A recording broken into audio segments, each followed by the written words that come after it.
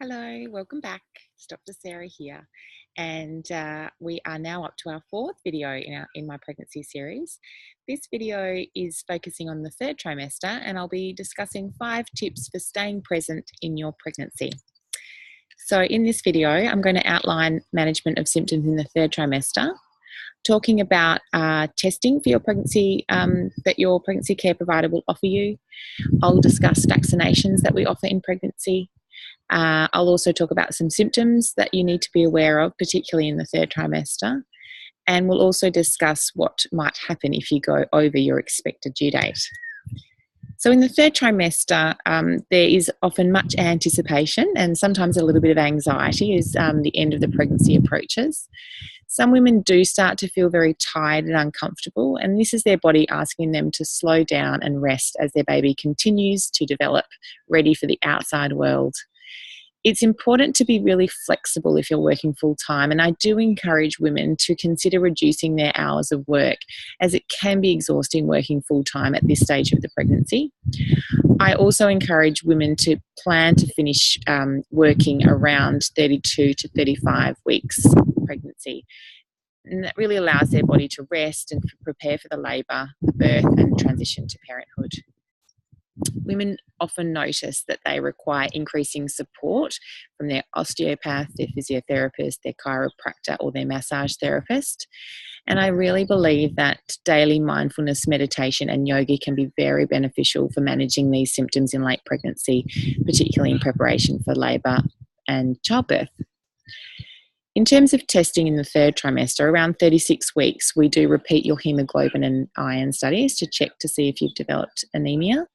We do offer Group B streptococcus screening, and this involves collecting a vaginal and a rectal swab to identify whether Group B strep bacteria are present. The significance of Group B strep is that it actually lives in the vaginal tract and can come and go from time to time. But if it is present at the time that you go into labour, it can be passed on to your baby. Now, if your baby's immune system is compromised for whatever reason, the Group B strep can cause infection in your baby, and these sorts of infections that might manifest meningitis or pneumonia. Now, these aren't particularly common, but they can be severe, and this is why we offer Group B strep screening to all women. And if Group B strep is detected on the swab, then we do offer intravenous antibiotics such as penicillin or clindamycin if you have a penicillin allergy. And we offer that during labour to reduce the transmission of the Group B strep from you to your baby. If you have concerns about the impact that the antibiotics can have on your baby's gut microbiome, I do encourage you to discuss this with your doctor so that you can make an informed decision. There certainly is emerging evidence that taking a high-quality, strain-specific probiotic during pregnancy can reduce the risk of Group B strep being detected on that vaginal swab, and that's also something I would recommend that you discuss with your pregnancy care practitioner. In terms of vaccinations, I do offer vaccination against whooping cough from 28 weeks for both mum and partner, and I do offer this to family members that will be spending a lot of time caring for the baby as well, and I encourage you to talk to your health practitioner about vaccination.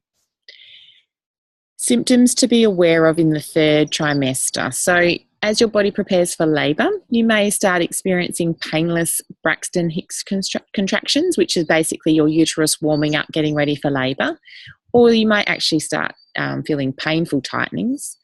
It's really important to be in contact with your hospital midwifery unit if you think that you might be going into labour, or if you have other concerns such as reduced fetal movements, headaches and swelling, abdominal pain, or any vaginal bleeding. All of these symptoms do require an assessment by an appropriately trained midwife or doctor, so please don't hesitate to call for advice if you develop any of these symptoms. Now, if you're planning a vaginal birth rather than an elective caesarean section, it's not uncommon for women to still be pregnant after their expected date of delivery.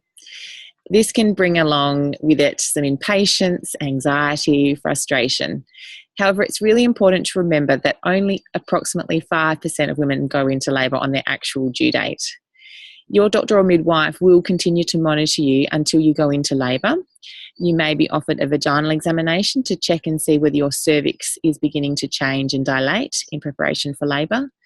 And your doctor or midwife will also likely discuss options with you in the case that you don't go into labour within about 10 to 14 days after your due date, depending on your local hospital policy. You may be offered an induction of labour or ongoing monitoring until you go into labour spontaneously. And this will be guided by your personal preference and also monitoring of your wellbeing and that of your baby.